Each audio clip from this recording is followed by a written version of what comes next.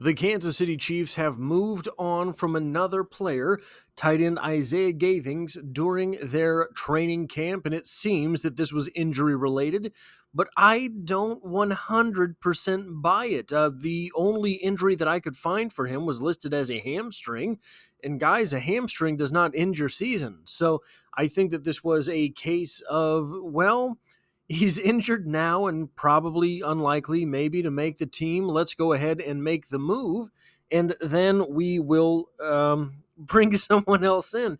We're going to talk about a little bit of what I think is going on here later in the video, but who is Geor'quarius Spivey, the tight end that the Kansas City Chiefs just signed? Well, that is a little bit of a mystery because you can find him listed at anywhere between 6'5" and 6'6", anywhere between 220 and 240 pounds. And I've just got to tell you this, if someone is listed at 240 pounds, they never stepped on the scale. If someone is listed at 245 pounds, they never stepped on the scale. If someone is listed at 220 pounds, they never stepped on the scale. They are not boxers. They do not weigh a round number or a 5, right? So probably the truth is somewhere in the middle. The closest I got was 238 pounds to an actual listed weight. He participated in the Mississippi State Pro Day, which is going to confuse some of you if you are only familiar with him from his days at TCU, but we'll get into that a little bit later as well. But I couldn't find the numbers listed anywhere, and even places that cited the Pro Day in their articles cited different numbers from apparently the same Pro Day. He had 33-inch arms, 9 7/8 inch hands, which is kind of strange for a guy that's maybe 6'6". But here's where the intrigue comes back in. Not only are his height and weight nebulous numbers, so too is his 40-yard dash. I found an article saying that at that pro day, he ran a 4.58 40-yard dash. I found an article that said at that pro day, he ran a 4.62 40-yard dash. Now, pro days don't have electronic times. They don't have an official number, but usually there is a listed official number. Normally, when there is a pro day, someone at the university is responsible for saying, okay, let's get these times listed somewhere, and they do that. But I don't know. 10-foot 1-inch broad jump is a pretty good number. 7.45 3-cone drill, not a great number. 4.77 short shuttle, not a great number, and we're going to come back to those numbers as well in a little bit. Here's another reason that he is a mysterious product.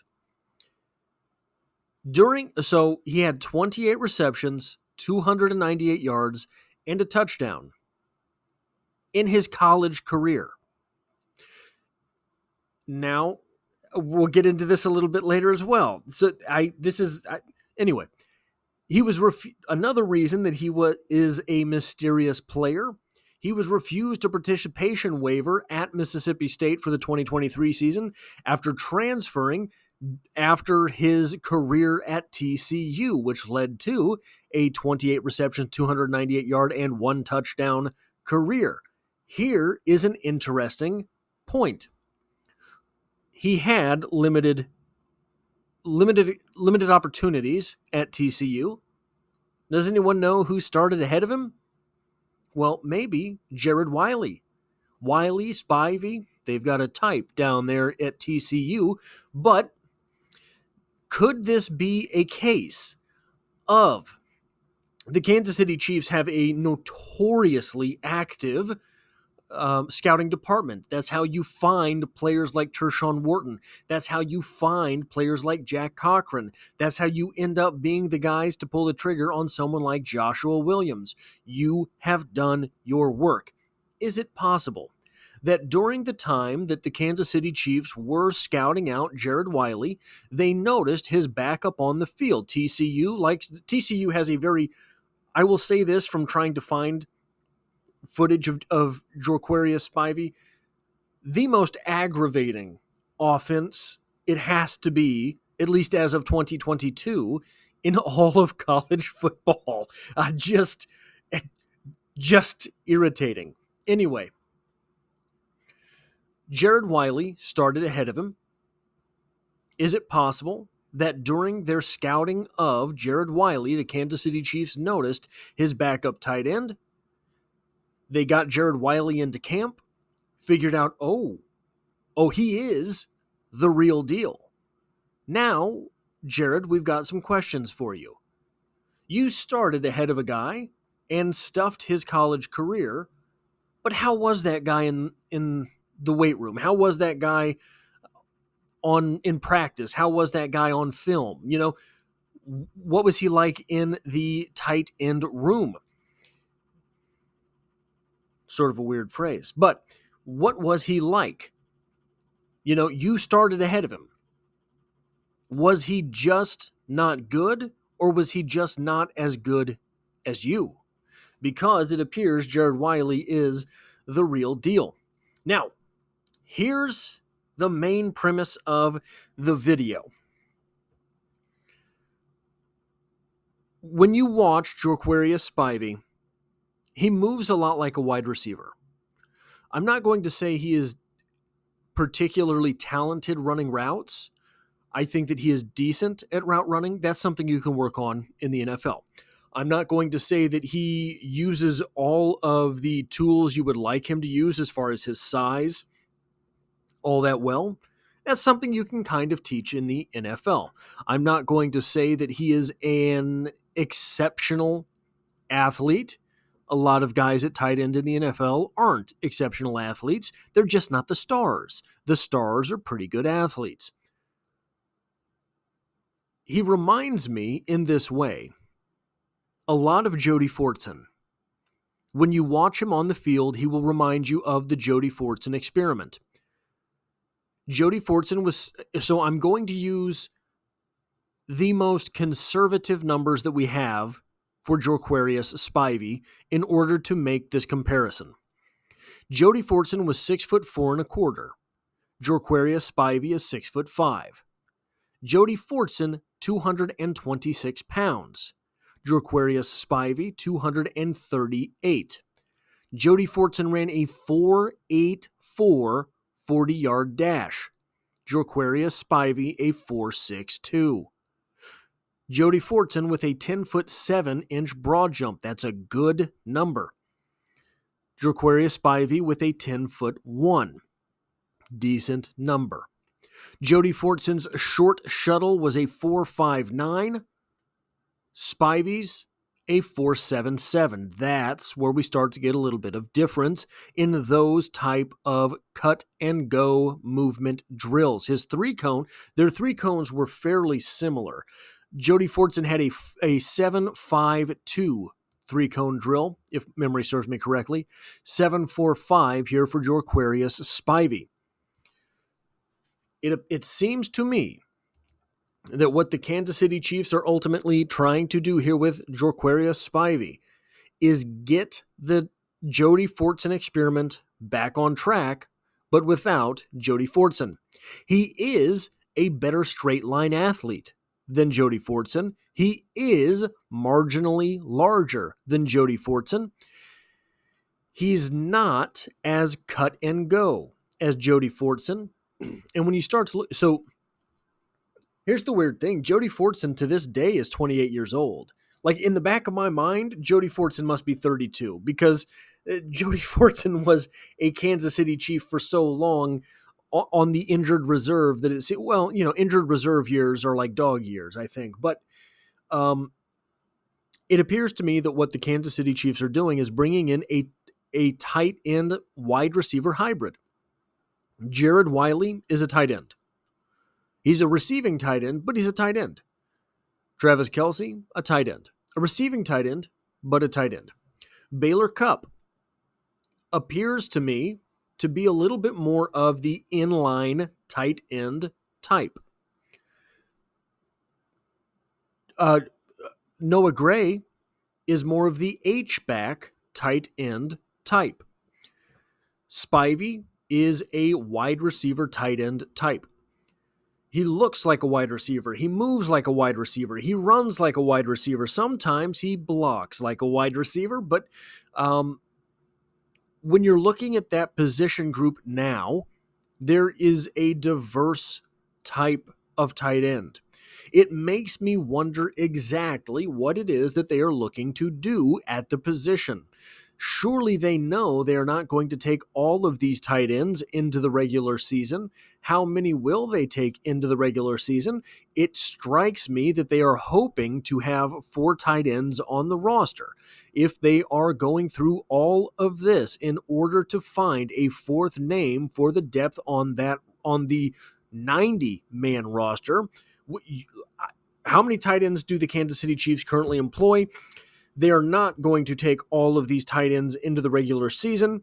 When you start wondering why could they want all of these tight ends, I'm not real sure.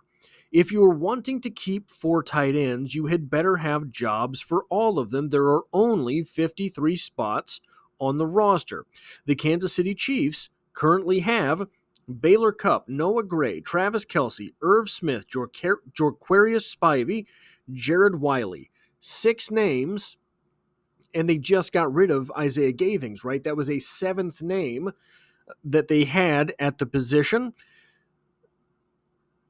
So, yeah, he is not on the roster anymore at all as far as the Chiefs.com team roster is concerned. So, what are they hoping to do with all of these players? When we look back at the 2022 season, when the Chiefs had Travis Kelce, Noah Gray, and Jody Fortson on the field, magic started to happen for that offense. They were really excelling with those players and that package until Jody Fortson went down. This season, the Kansas City Chiefs' top 3 tight ends, it would appear, would be Travis Kelce, Jared Wiley, Noah Gray. Are they going for a 4 tight end set? Possibly, but I don't think that's very likely. Are they maneuvering in order to have depth in case one of these tight ends does go down? Well, you're dealing with 3 guys that don't really have much of an injury history, but possibly. Is it a ploy to make sure that Andy does not have to adjust his offense if one of these tight ends does go down? I'm really not sure. Adjusting his offense seems to be one of the things that Andy Reid takes particular pride in doing. In fact, I've posited on this channel numerous times now, I think that the Chiefs' offense this season is going to be much more numerous than we have possibly ever seen in the NFL, let alone with the Kansas City Chiefs. I think that they are going to have 2 very distinct offenses in this season.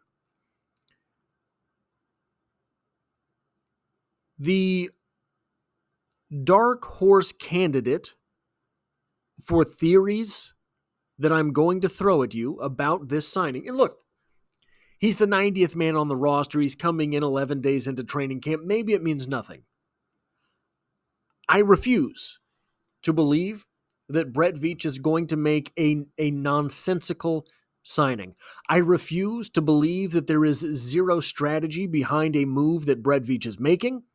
I refuse to believe that Andy Reid is going to just let Brett Veach sign players off the street in order to throw them into training camp 10 days in and say, oh, figure it out. That's just not Brett Veach. Brett Veach is the type of guy to stop and pick up a penny. Brett Veach is the type of guy to bring in players when they are absolutely not necessary. Brett Veach is the type of guy that won 2 consecutive Super Bowls and went absolute ham in the UDFA market. So why bring in Geor'quarius Spivey? Do the Chiefs, and again, this is the dark horse theory. This is the theory that might not make any sense. This is the theory that I'm just, hey, guys, it's fun. Maybe, maybe not. Are the Chiefs planning to trade Noah Gray? Now, I say Noah Gray by name, but what I mean is one of these top 3 tight ends, but he's the only one that makes sense. I don't think they're moving on from Travis Kelce. Jared Wiley is a rookie, does look promising. Noah Gray, there's a role for Noah Gray. I don't know if it's a big one. You have him under contract for one more season. Just one. One more season with Noah Gray. I don't think he'll be re-signed. I've been wrong before. I didn't think Clyde Edwards-Helaire was coming back this year. I don't know that we have any reason to believe that Noah Gray would be among the ranks of those Chiefs draftees that end up being re-signed because he's never peaked, we don't think. And if he has peaked, well, you can find a 250-yard tight end in free agency if you want. You can find him in the draft if you want. And you just drafted the guy that's going to be playing over him, and he'll be on the first of a 4-year contract. This makes, and look, I don't want to see Noah Gray go, but football's a business. Football is a cutthroat sport. If you have an asset that you do not need, you got to run these things close to the bone. You have to squeeze every nutrient out of an NFL roster. If that means Noah Gray becomes someone else's second tight end through a trade because he would have been the third tight end here, hey. And look, so here's the thing. I'm talking about these 4 guys. Irv Smith is currently on the roster as well. Irv Smith is a guy that I think, and I'm not an expert, Irv Smith, to me, looks a lot like Noah Gray.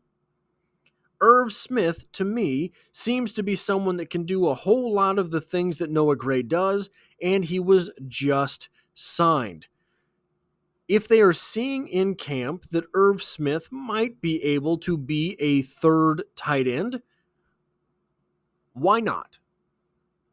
He's the third tight end. You bring in another guy that can do some of these things. He signed a 1-year, $1.292 million contract with the Kansas City Chiefs. He has some experience in the NFL, does Irv Smith. He has some impressive seasons in the NFL, at least when you were looking at them from what a third tight end would do in the NFL. As a rookie in 2019, 36 receptions, 311 yards, 2 touchdowns. As a sophomore in the NFL, 30 receptions, 365 yards, and 5 touchdowns. That would be Noah Gray's best season.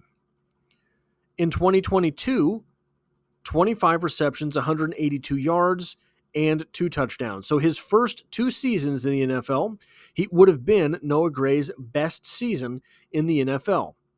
In 2023, he went to the Bengals from the Vikings and had 18 receptions, 115 yards, and a touchdown.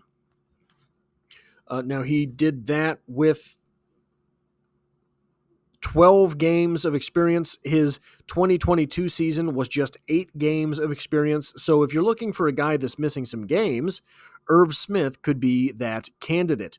So Irv Smith is everything I just said kind of is a moot point. Not about Irv Smith, but about the Travis Kelce, Jared Wiley, Noah Gray, Geor'quarius Spivey. The number 4 spot probably is Irv Smith at this point. The number 5 spot would be Geor'quarius Spivey if he is the type of receiver he looks to be. I think Baylor Cupp should be in that discussion as well. But when you've got 5 guys, I don't think they're keeping 5 tight ends. And you've got Noah Gray, this third guy, that 4th guy looks an awful lot like. Why not? You've got some ammunition on the roster. It might make sense to move on from Noah Gray because he's going to probably be gone in free agency after this year anyway. On the same page as that, Irv Smith, in my opinion, is a much more natural receiver than is Noah Gray. Noah Gray kind of looks like an H-back, kind of moves like an H-back. I think that Irv Smith is more fluid in his motions. I think that the Chiefs may believe that they can get the 365-yard receiver out of Irv Smith that he has not been for a couple seasons now. If that is the case, if your third tight end is getting 400-ish receiving yards, I don't want to say it, but you're going to be pretty successful. That is all I have for this video. The Kansas City Chiefs signing Geor'quarius Spivey. If you like or appreciate what it is that I do here, hitting the like button really does help me out, as it tells YouTube to share this video with other Kansas City Chiefs fans. If you find yourself here by chance but not design, the Kansas City Chiefs are the only thing that I talk about on this channel, dropping multiple videos every single week, and I hope to have you back for the next one.